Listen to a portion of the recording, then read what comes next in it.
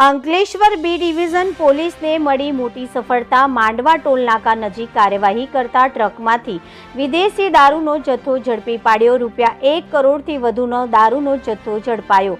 અંકલેશ્વર શહેર B division પોલીસના સૂત્રોને બાતમી મળી હતી કે નેશનલ હાઈવે નંબર 48 પર ટ્રકમાં વિદેશી દારૂની મોટા પાયે હેરાફેરી થનાર છે, જેના આધારે પોલીસ કર્મીઓએ માંડવા ટોલ પ્લાઝા નજીક વોચ ગોઠવી હતી। આ દરમિયાન બાતમીવાળી ટ્રક નંબર NL01L7828 આવતા તેને અટકાવી તપાસ કરતા અંદરથી પ્રથમ તો પ્લાસ્ટિકની બેગ મળી આવી હતી। જોકે વધુ સઘન તપાસ કરતા પોલીસ કર્મીઓ પણ ચોંકી ઉઠ્યા હતા। પ્લાસ્ટિકની બેગની આડમાં ચોરખાનું બનાવી લઈ જવાતા વિદેશી દારૂનો મોટો જથ્થો ઝડપાયો હતો।